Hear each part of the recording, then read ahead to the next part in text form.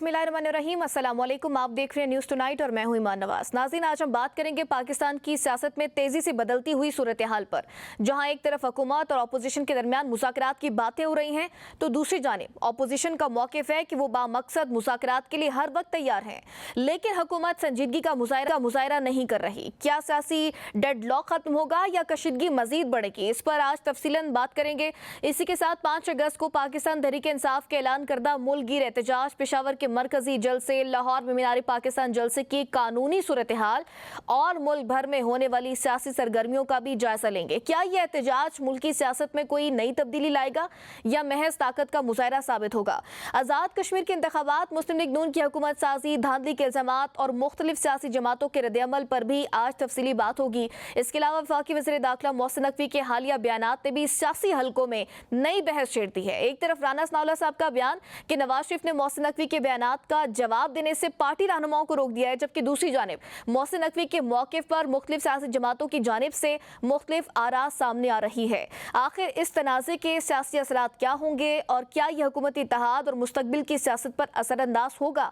इस पहलू पर भी अपने मेहमानों से तफसीली गुफ्तगू करेंगे। इसी के साथ साथ मौजूदा सियासी निज़ाम, नए सूबों की बहस, फिर बल्दियाती निज़ाम और आइंदा सियासी मंजरनामे पर भी तज्जिया करेंगे कि आने वाले दिनों में मुल्की सियासत किस समत जाती नजर आ रही है। मुल्की सियासी सूरत हाल और 5 अगस्त को पाकिस्तान तहरीक इंसाफ एक पावर शो करने जा रही है। मुमकिन तौर पर क्या लाएमल सामने आ सकता है उस पावर शो में? इसी पर बात करने के लिए प्रोग्राम में मुझे ज्वाइन किया है वज़ीर इत्तलात खैबर पख्तूनख्वा शफी जान साहब ने। बहुत शुक्रिया शफी, ज्वाइन करने के लिए। शफी, सबसे पहले कल 5 अगस्त का दिन है, एक दिन रह गया है, पीटीआई करने क्या जा रही है? क्योंकि कहा जा रहा है कि यौम सियाह मनाएंगे आप लोग, मरकजी पावर शो जो है वो पेशावर में होगा। सर, होगा क्या? सबसे पहले आपका शुक्रिया। जहां तक तहरीक इंसाफ की कल 5 अगस्त की पावर शो की बात है, तो 5 अगस्त को इमरान खान साहब के अगवा को 3 साल पूरे हो रहे हैं। अगवा का लफ्ज हम इसलिए इस्तेमाल कर रहे हैं कि इमरान खान साहब को इस वक्त कोई बुनियादी हुकूक हासिल नहीं है। कैदी के भी अपनी बुनियादी हुकूक हासिल होते हैं। वो अपनी फैमिली से मिल सकता है, वो वकला से मिल सकता है, वो अपने बेटों से बात कर सकता है। लेकिन इमरान खान साहब के केस में ऐसा कुछ भी नहीं है। वो बहनों से मुलाकात नहीं कर सकते, बेटों से बात उनकी नहीं हो रही, ज़ाती डॉक्टर की रसाई नहीं है, तब भी सहूलत नहीं मिल रही, इवन वकला का एक्सेस नहीं है। पिछले 9 महीने से वो आइसोलेशन में है, कैद तन्हाई में है। तो तहरीक इंसाफ की लीडरशिप ने यह फैसला किया कि कल खैबर पख्तूनख्वा में पावर शो होगा, जहां पे सीएम आफरीदी साहब खिताब करेंगे और फैसला कुन लाएमल अवाम के सामने रखेंगे। कल 5 अगस्त से इमरान खान साहब की रिहाई की तहरीक शुरू हो जाएगी। पंजाब के तमाम शहरों में रैलीज निकाली जा रही हैं, बलोचिस्तान में रैलीज निकाली जा रही हैं, कराची में हमारा पावर शो होगा और कल इंशाल्लाह एक नए सुहेल आफरीदी साहब आपको नजर आएंगे, जो मजम्मत की चैंपियन जलसागाह अवाम के सामने रखेंगे। अच्छा शफी, जिस मुमकिन तौर पर आप ये कह रहे हैं कि कल सुहेल आफरीदी एक नए अंदाज में नजर आएंगे, क्या लाएमल सामने आ सकता है? क्योंकि कहा जा रहा है कि इस वक्त पाकिस्तान तहरीक इंसाफ पर यह भी प्रेशर है कि आप इस्लामाबाद की तरफ मार्च करें, तो क्या इस्लामाबाद की तरफ मार्च का भी ऐलान सामने आ सकता है? देखिए, कई ऑप्शन ज़ेरे गौर थे और हम अपना होमवर्क कंप्लीट कर चुके हैं। जो हम कल लाएमल देंगे वो शदीद तरीन है। आप देखेंगे कि उसमें लाखों लोग शिरकत करेंगे और एक सोच इस वक्त डेवलप हो चुकी है कि अवामी प्रेशर से ही, मजम्मत से ही आगे बात बनेगी, मफाहमत का रास्ता खुलेगा। और कल जो हम लाएमल देंगे तो उसमें अवामी प्रेशर का जो सबसे बड़ा आप देखेंगे कि अंसर मौजूद होगा और इंशाल्लाह उस लाएमल में लाखों लोग शिरकत करेंगे और वो जो लाएमल है वो हम किसी शहर की तरफ भी जा सकते हैं। और जो लाएमल कल अफरीदी साहब देंगे तो वो इंशाल्लाह इसके बाद इस हुकूमत का ठहरना मुश्किल हो जाएगा। अच्छा शफी, वैसे मरवत साहब मेरे साथ प्रोग्राम में मौजूद थे, उन्होंने तो बड़ा चैलेंज किया था कि अलीमा खान साहिबा बाहर निकली हैं, स्ट्रीट मूवमेंट कर रही हैं, सुहेल आफरीदी साहब भी जोशीले अंदाज में नजर आ रहे हैं, लेकिन ये सिर्फ केपी के हद तक है। अगर बाहर आ गए तो उन्होंने कहा कि मैं रिजाइन कर दूंगा अगर मैं इनको चैलेंज करता हूँ कि ये केपी से बाहर नहीं निकलेंगे, ये सिर्फ ट्रक की बत्ती है। तो कल आपने देखा होगा कि अलीमा आपा जो है वो जुनूबी खैबर पख्तूनख्वा से होते हुए मियाँवाली पहुंची है और मियाँवाली जो है वो पंजाब का हिस्सा है। पंजाब में उन्होंने स्ट्रीट मूवमेंट लीड करने की कोशिश की है। वहां पे खौफ इमरान खान साहब का इतना है कि पंजाब के हजारों पुलिस जो थे वो रास्ते में ताइनात थे, जो लोगों को रोक रहे थे, जो लोगों को गिरफ्तार कर रहे थे। अलीमा आपा की गाड़ी को वो मूवमेंट के लिए नहीं छोड़ रहे थे। तो मरवत साहब के लिए ये काफी है कि अलीमा आपा जो है वो मियाँवाली में उन्होंने स्ट्रीट मूवमेंट की और जहां तक सुहेल आफरीदी साहब की बात है। सुहेल आफरीदी मज़ामत के चैंपियन है। कल आफरीदी साहब एक नए रूप में आपको नजर आएंगे, एक नए सुहेल आफरीदी साहब आपको नजर आएंगे। और कल का जो लाएमल होगा तो वो जब आवाम के सामने रखा जाएगा तो मरवत साहब को भी शायद इल्म हो जाएगा कि हम क्या करने जा रहे हैं। अच्छा शफी, जो आप ये कह रहे हैं कि सुहेल आफरीदी साहब, आप बार बार कह रहे हैं कि मज़ामत के चैंपियन हैं, जब वो आए थे तब भी उन्होंने इश्क इमरान का नारा लगाया था और उन्होंने कहा था कि इश्क इमरान में मरने आए हैं। लेकिन एक साल में सुहेल आफरीदी साहब ने अचीव क्या किया है? मतलब गंडापुर साहब पर ये इल्ज़ाम लगाए जाते थे कि वो कॉम्प्रोमाइज़ हैं, लेकिन इसके बावजूद जो है उन्होंने 2 बार इस्लामाबाद आने की कोशिश की और एक आवाम को जो है मोबिलाइज़ किया, एक्टिवेट किया और वो इस्लामाबाद आए भी। लेकिन सुहेल आफरीदी साहब ने क्या अचीव किया है? देखिए, आफरीदी साहब ने अभी तक कोई ऑफिशियल कॉल नहीं दी। अब 26 नवंबर से 2 साल होने वाले हैं, तहरीक इंसाफ ने कोई तहरीक नहीं चलाई। इससे पहले अली अमीन साहब थे और 8 महीने हो गए हैं, सुहेल आफरीदी साहब चीफ मिनिस्टर हैं। तो आफरीदी साहब ने तो कोई ऑफिशियल कॉल नहीं दी। लेकिन अक्सर लोग ये कहते हैं कि तहरीक इंसाफ सिर्फ मज़ामत की सियासत करती है, हेजिटेशन की सियासत करती है, सड़कों की सियासत करती है। लेकिन पिछले 2 साल में तो ऐसी कोई ऑफिशियल कॉल नहीं दी गई। जब कोई ऑफिशियल कॉल नहीं दी गई तो दूसरी तरफ से भी सख्तियां मजीद सख्त होती गई। कोई लचक नहीं दिखाया गया। आप पहली दफा देखेंगे कि कल ऑफिशियल कॉल अफरीदी साहब देने जा रहे हैं। हम अपना होमवर्क कंप्लीट कर चुके हैं पिछले 8 महीनों में और हम होमवर्क कंप्लीट करने के बाद मशावरत भी कर चुके हैं। हम एज अलायंस आगे बढ़ना चाहते हैं। तहरीक तहफ़्फ़ुज़ आईन पाकिस्तान हमारे साथ ऑन बोर्ड है। हम जीयूआई से इस वक्त बातचीत कर रहे हैं। हम उनसे चाहते हैं कि वो उनके साथ अलायंस बना के हम आगे बढ़े, क्योंकि उनका जो बयानिया है इस वक्त मौजूदा हुकूमत के खिलाफ, वही बयानिया तहरीक इंसाफ का भी है और दीगर जो मकामी जमातें हैं, जो मजहबी जमातें हैं, हम उनसे भी राब्ता कर रहे हैं। जो भी सियासी कुव्वत इस मौजूदा हुकूमत के खिलाफ है, हम तमाम लोगों से इस वक्त राब्ते में हैं। कल तहरीक इंसाफ का पावर शो है। कल खैबर पख्तूनख्वा के लोग इस जलसे में शिरकत करेंगे। पंजाब में, जैसे मैंने शुरू में कहा, अपनी रैलीज निकाली जाएंगी। बलूचिस्तान में और कराची में भी पावर शो होगा। कल का जो खैबर पख्तूनख्वा का शो है वो सिर्फ खैबर पख्तूनख्वा की अवाम का है। वहां पे सीएम आफरीदी साहब मौजूद होंगे, दीगर हमारी लीडरशिप मौजूद होगी, तहरीक तहफ़्फ़ुज़ आईन पाकिस्तान की लीडरशिप मौजूद होगी। कल सबके सामने आफरीदी साहब लाएमल रखेंगे और इसके बाद हम एज अलायंस में आगे बढ़ने की कोशिश करेंगे। अच्छा शफी, जो बात आपने की गंडापुर साहब के हवाले से कि वो मुलाकात भी कर लेते थे खान साहब से, फिर इस्लामाबाद की तरफ भी आ गए थे, उन्होंने बाकायदा तौर पर यहाँ पर आके एक एहतजाज, अपना पावर शो किया।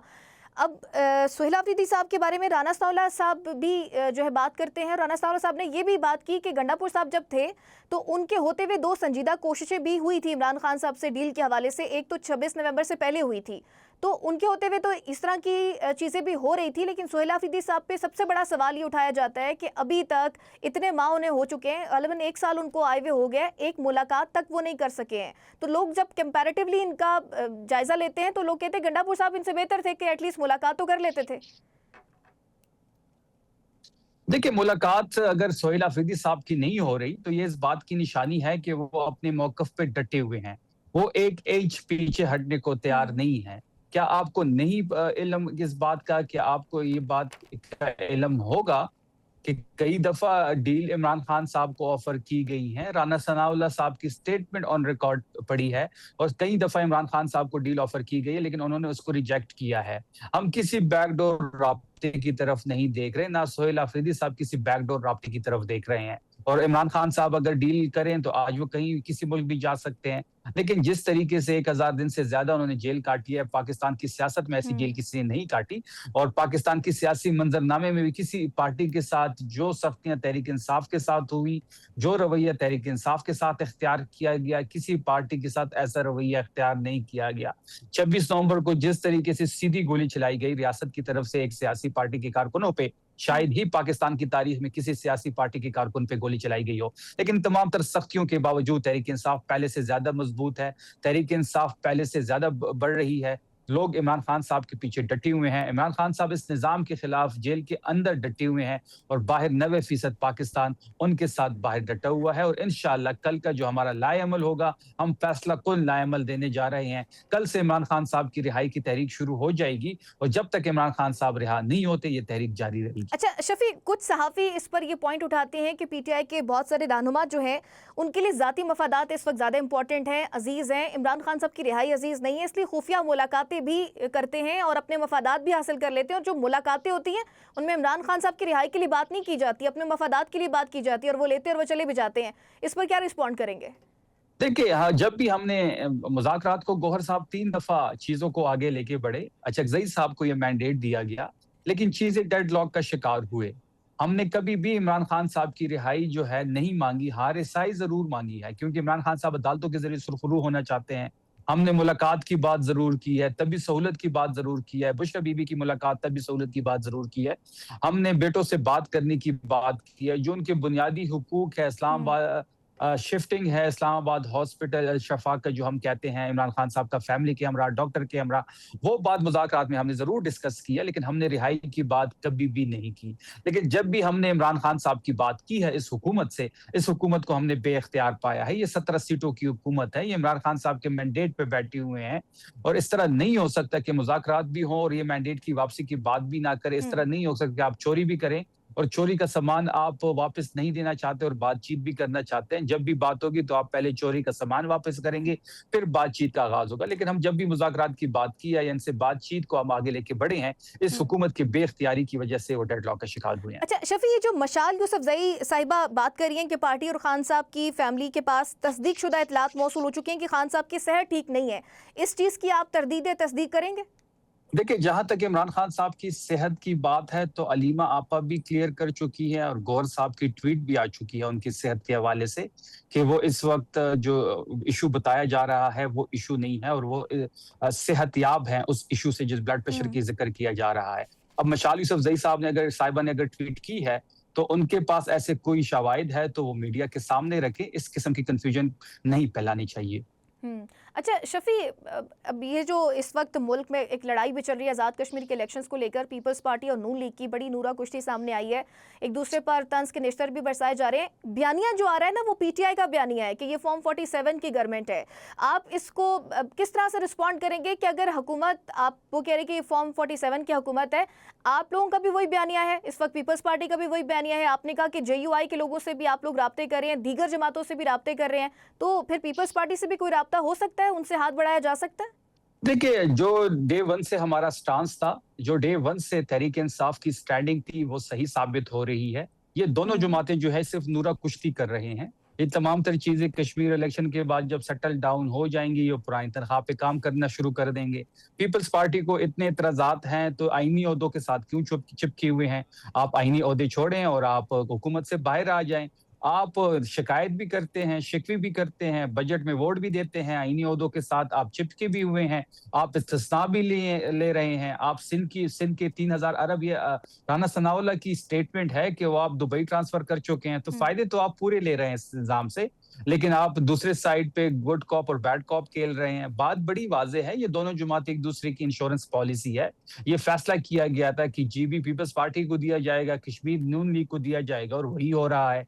बात बड़ी वाज़ेह है, इन दोनों जमातों के हम्म। पास कोई एजेंडा नहीं है पाकिस्तान के हवाले से, पाकिस्तान की तरक्की के हवाले से। ये सिर्फ अपने अकाउंट्स भरने आए हैं, अपने केसेस खत्म करने आए हैं, अपने लिए इस्तिस्ना लेने आए हैं। एक अपनी बेटी को वज़ीर-ए-आज़म बनाना चाहता है और दूसरा अपने बेटे को वज़ीर-ए-आज़म बनाना चाहता है। अच्छा, इस वक्त मोहसिन नकवी साहब का जो बयान आया, गुड गवर्नेंस के हवाले से वो बात करें, सूबों की तादाद बढ़ाने के हवाले से बात करें, पीपल्स पार्टी इस पर रेजिस्ट करती हुई नजर आ रही है, पीटीआई किसके साथ है इस मौके पर?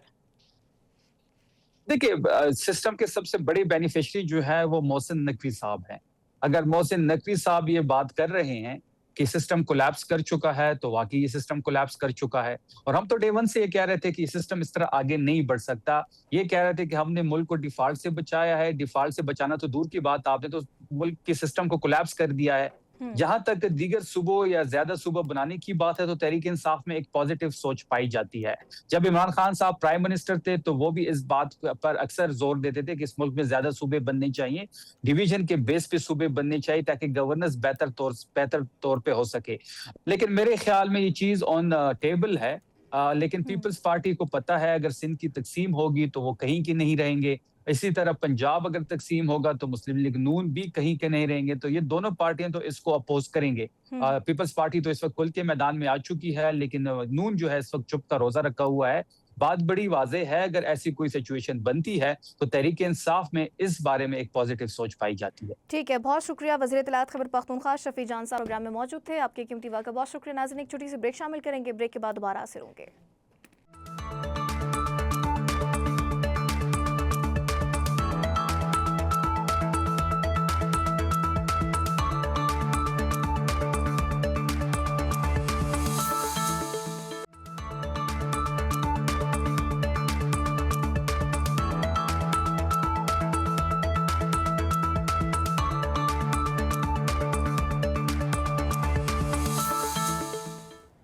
वेलकम बैक नाज़रीन। और इसी सियासी सूरत हाल पर और आज़ाद कश्मीर के इलेक्शन से मुतलिक भी जो पीपल्स पार्टी तहफ़्फ़ुज़ात का इजहार कर रही है उस पर भी गुफ्तगू करेंगे और दीगर भी मामलात पर गुफ्तगू करेंगे। प्रोग्राम में मुझे ज्वाइन करें साद वसीम साहब, सीनियर रहनुमा पाकिस्तान मुस्लिम लीग नून है। बहुत शुक्रिया साद वसीम साहब प्रोग्राम में मुझे ज्वाइन करने के लिए। सर, सबसे पहले तो चेयरमैन पीपल्स पार्टी बिलावल भुट्टो जरदारी साहब का बयान तो आपने सुना होगा गुज़िश्ता रोज़ जो उन्होंने दिया, और पहले से वो ये कह रहे हैं कि आप लोगों की जो हुकूमत है मुस्लिम लीग नून, इनकी उल्टी गिनती के दिन शुरू हो गए हैं क्योंकि आप लोगों ने वहाँ पर धांधली की आज़ाद कश्मीर के इलेक्शंस पर और पीपल्स पार्टी के मैंडेट पर डाका डाला है।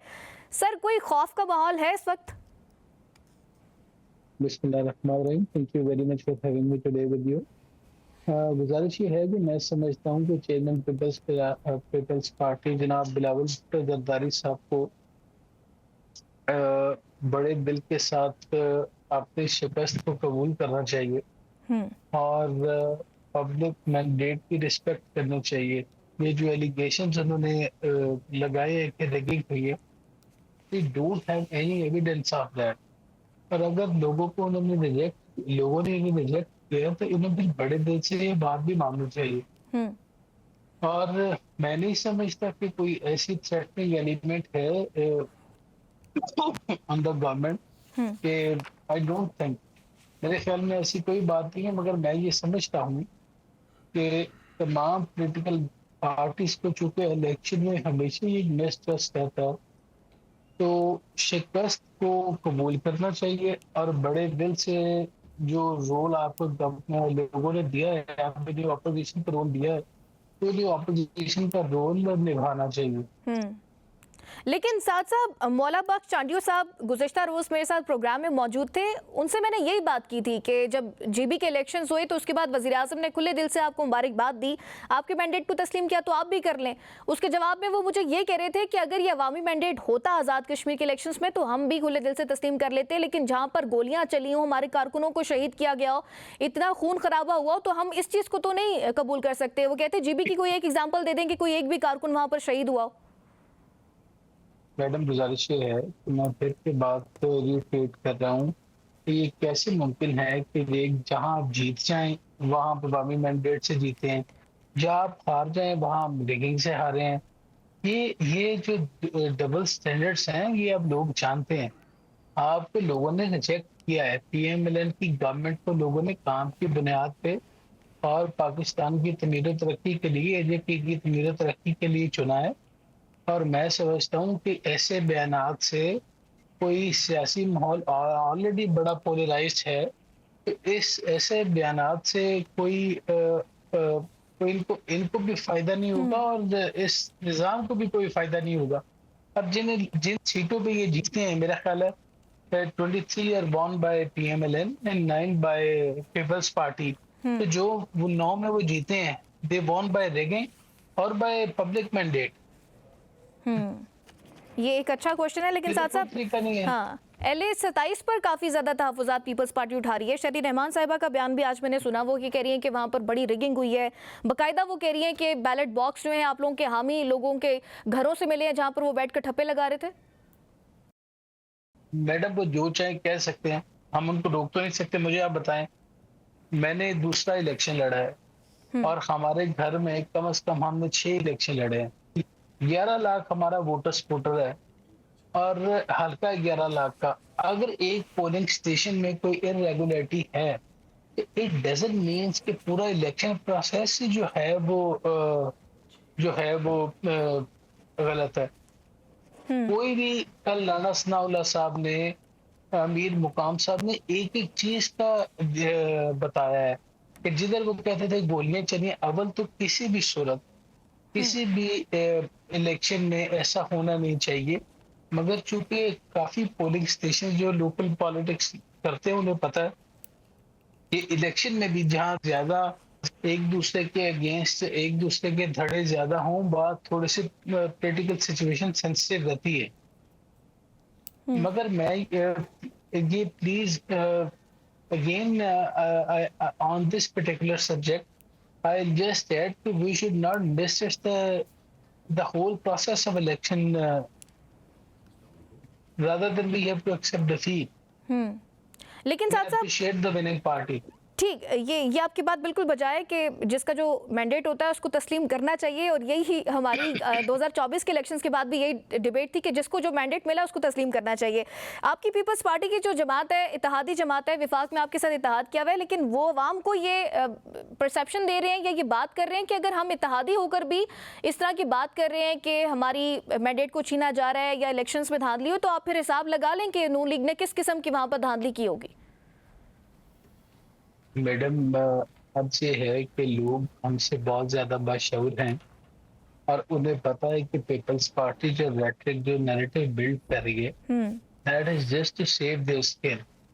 आप ये देखें कि कल मैं I was in my constituency और एक बंदे ने बड़ी बात की एंड ही वाज सेइंग कि अब हमें पता लगा है कि पीपल्स पार्टी जो बार बार रो रही थी कि एजेके में इलेक्शन हमें पोस्टपोन करना चाहिए, उसकी रीजन ये कि उन्हें ग्रास रूट लेवल की पॉलिटिक्स का पता था कि लोगों ने उन्हें बुरी तरह रिजेक्ट करना है, क्योंकि पॉलिटिशियंस को पता होता है। अगर आप फैक्ट्स को देखें और सीरीज ऑफ इवेंट्स को देखें तो बात उनकी बिल्कुल सच साबित होती है। और मैं अगेन हम एक दूसरे के अगेंस्ट इलेक्शन लड़ते हैं, सॉरी, तो ये जहां तक बातें कर रहे हैं, इन्होंने लोगों ने इन्हें बुरी तरह रिजेक्ट किया है और पीएमएलएन की तरक्की की बुनियाद पे लोग भी उतने अब बाशऊर हैं और वो समझते हैं कि इसके पीछे जो है व्हाट इज द मोटिव, और just they're facing they're saving their skin कि ये रेटिक बिल्ड करे कि हमारी धांधली हुई है और इनके नए और नलायकी छुप जाए, ऐसा नहीं होगा। लोगों को पता है। अच्छा, जिसने 5 साल भुगता होता है ना, उनसे पता होता है। अच्छा साथ साहब, कल एक खबर भी आई थी कि जाती उम्रा में कोई अहम बैठक हुई थी जिसमें ये मामला तय पाए थे कि अब माहौल को ठीक रखना है, माहौल को थोड़ा कूल डाउन करना है, और फिर पीपल्स पार्टी के कुछ रहनुमाओं से राब्ते भी किए गए थे माहौल को बेहतर बनाने के लिए। तो किन किन रहनुमाओं से गुफ्तगू हुई, राब्ते हुए, या ये बात दुरुस्त है कि इस तरह की खबर के आप लोग माहौल को ठीक करना चाह रहे हैं और इस तरह की मीटिंग में भी गुफ्तगू हुई है?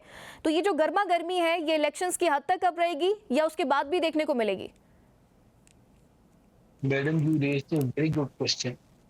मैं जो इस पॉलिटिकल एनवायरनमेंट है उस लिहाज से मैं ये अर्ज करना चाहता हूँ कि तमाम सियासी जमातों को मिल बैठकर एक नेशनल एजेंडे पे कम से कम इत्तेफाक़ी राय डेवलप करना चाहिए और पॉलिटिकल टेम्परेचर को हमेशा ही कम रखना चाहिए। अब ये पॉलिटिकल टेम्परेचर बढ़ा क्यों? वो इलेक्शन की वजह से। हारने वाली जमात में मैं कम से कम पाकिस्तान की हिस्ट्री से देखता आ रहा हूँ कि जीतने वाले पे हमेशा ये इल्जाम है कि वो रेगिंग से जीता है, हारने वाला हमेशा ये रोता है कि जी हमें हराया गया। तो कम से कम अब मैं ये समझता हूँ कि जो एनवायरनमेंट हमारे लेफ्ट एंड राइट है, जैसे हमारे बॉर्डर्स की टेंशन है, हमारे इकोनॉमिक क्राइसिस भी हैं, और लेफ्ट एंड राइट टेररिज्म, हमारे 2 सूबों में टेररिज्म की टेंशन हैं, इस सारे माहौल में पॉलिटिकल प्रोसेस में मिसट्रस्ट करना इट इज इटसेल्फ थ्रेटनिंग। तो मैं ये समझता हूँ कि हम सबको मिल बैठकर सियासी माहौल को ठंडा भी रखना चाहिए और मुल्क को कौम के जो भी तमीर और तरक्की है उसमें किरदार अदा करना चाहिए। हाँ, अगर आप समझते हैं कि इस प्रोसेस में लेट्स से इलेक्शन प्रोसेस में आप समझते हैं कि there are some irregularities, deficiencies, तो let's sit on table, decide those deficiencies and sort out the future. That's what I can say on it. Peoples Party तो अभी भी कह रही है कि मुज़ाकरात के जरिए मामलात को हल किया जा सकता है, लेकिन साथ वसीम साहब, जिस तरह से आपने कहा कि ये इलेक्शंस की वजह से और इस माहौल की वजह से पॉलिटिकल टेम्परेचर जो है वो हाई हो गया, इसके अलावा मोहसिन नकवी साहब की स्टेटमेंट की वजह से भी इस वक्त पॉलिटिकल टेम्परेचर बड़ा हाई है, जो उन्होंने गवर्नेंस पर बात की, सिस्टम कोलैप्स करने की बात की कि ये सिस्टम कोलैप्स हो चुका है, आप माने ना माने हम सिर्फ फायर फाइटिंग कर रहे हैं। तो इस पर आप रिस्पॉन्ड करना चाहेंगे कि उन्होंने गवर्नेंस पर बात की है, या फिर आपको भी मियाँ साहब की कोई हिदायत आई है कि इस पर रिस्पॉन्ड नहीं करना? मैडम, आइडियल तो ये है कि जैसे कल हदायत सारी जमात को दी गई हैं कि इस पर्टिकुलर सब्जेक्ट को नजरअंदाज किया जाए, तो बस the good answer is to let that question go. But बिल्कुल स्लाइटली इस पे कमेंट करते हुए मैं ये समझता हूँ कि कोई भी शख्स जो है वो अकेले कुल नहीं हो सकता और किसी एक शख्स की राय जो है वो पूरे पाकिस्तान की राय नहीं हो सकती। लेकिन तो सर इस पर मेरे नदीम अफजल चंद साहब मेरे ख्याल की में एक स्टेटमेंट, जी आप कंप्लीट कर लें। Allow me to conclude. मेरे ख्याल में madam there many other options जिन पे अगर पहले काम किया जाए तो शायद ये मामला बेहतर हो जाए। डिफरेंट पॉलिटिकल पार्टीज की इस पर्टिकुलर सब्जेक्ट पे डिफरेंट अप्रोचेस हैं। कोई समझते हैं कि लेट्स से कोई नेशनल एक्शन प्लान पे काम होता, पीपल्स आगे समझती है कि लेट्स से कोई और ऐसे एलिमेंट्स हैं जहाँ अगर काम होता तो शायद हम गवर्नेंस जो है वो बेहतर हो जाती। पहले इस that is a very very sensitive subject और पाकिस्तान कोई ये तजर्बागार तो है कोई नहीं कि हम रोज इस पे नए तजर्बा करते रहें, मगर इसके प्रैक्टिकल इम्प्लीमेंटेशन और उसकी इम्प्लीकेशंस पे एक डिस्कशन होनी चाहिए। That is not an easy task. इसमें आप पूरा सिस्टम को रीसेट करने की बात कर रहे हैं। इसके फाइनेंशियल इसकी इम्प्लीकेशंस क्या होंगे, हम इसे कैसे टेक अप करेंगे, क्या डायमेंशन होंगे। It's a very very uphill task. तो मैं ये समझता हूँ कि इसमें बिल्कुल पहले तमाम पॉलिटिकल पार्टीज, तमाम stakeholders, there must be a thread-based discussion, and I don't support that comment by Mohsen Naqvi sahab, although I have a lot of respect for him. But governance is a challenge, no doubt about it. Magar is the administrative units or provisional new provinces is the only solution to tackle that problem? That is my question, where I need your and other guidelines. अच्छा साहब जो आप ये कह रहे थे कि आप ये नहीं मानते कि किसी एक शख्स की जो राय है वो पूरे पाकिस्तान की राय हो सकती है, पूरे सिस्टम की राय हो सकती है, लेकिन नदीम अफजल चंद साहब ने बड़ी इंटरेस्टिंग बात की। उन्होंने कहा कि मोहसिन नकवी तो वो वजीर है जो इस सिस्टम के आर्किटेक्ट हैं। अगर आर्किटेक्ट ही ये बात कर रहा है कि इमारत गिरने वाली है तो फिर इमारत में मौजूद जितने लोग हैं उनको खुद ही बाहर आ जाना चाहिए। Again I humbly disagree with चंद साहब, उनका नुक्ता नजर ठीक है, इसमें कोई दो राय नहीं है। पर मेरे ख्याल में ये जितना सीरियस टॉपिक है, that is not just based on some comments और क्वेश्चंस। इसमें मैम पूरे पाकिस्तान 24 करोड़ लोगों का मुस्तकबिल, उनकी जिंदगी इन्वॉल्व है और निज़ाम जिंदगी उनकी इन्वॉल्व है। तो इस पर मेरे ख्याल में बड़ी संजीदा गुफ्तगू होनी चाहिए और तमाम सियासी जमातों में होनी चाहिए और तमाम सियासी जमातों के साथ होनी चाहिए। ठीक, इस पर मजीद भी बात करते हैं। ब्रेक का कहा जा रहा है, एक ब्रेक के बाद दोबारा हाजिर होंगे। Stay with us.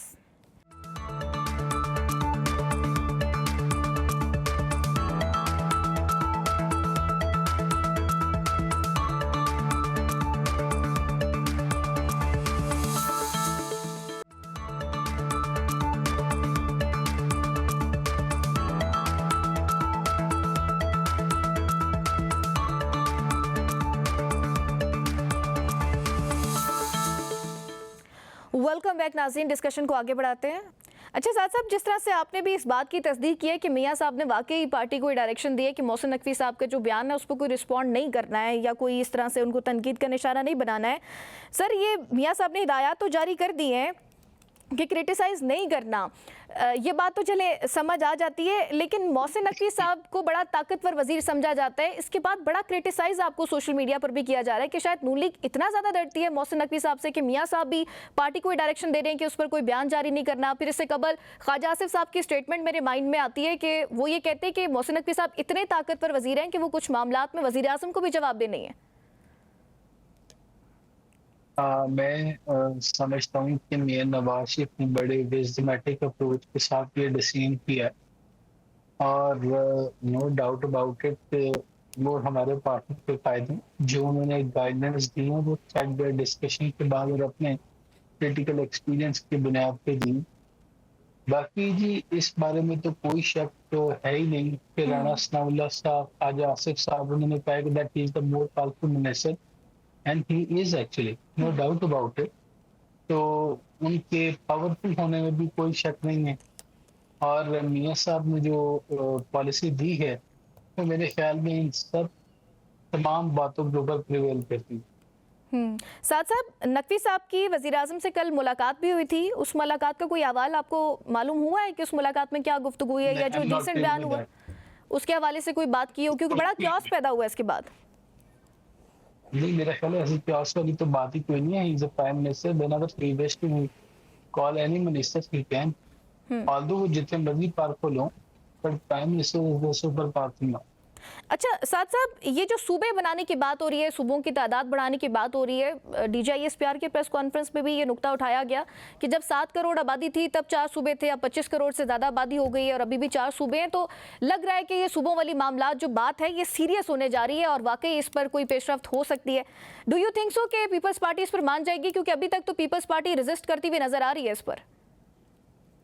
मैडम, ये तो पीपल्स पार्टी के आप स्पोक्समैन से पूछें. नहीं, आप कि लोगों वो के इसके वजीर बड़े एग्री होंगे, कॉन्फिडेंटली कहते हैं कि वो होंगे. मान जाएगी.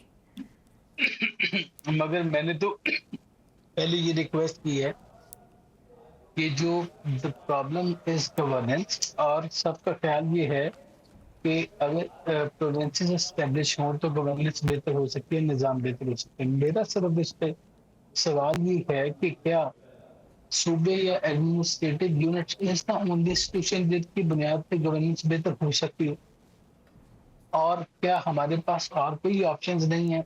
That is my point number 1. दूसरा मैम, एक तरफ हम ये आपको पता है कि हमारी फाइनेंशियल पोजीशन और economic position of the country is quite thin.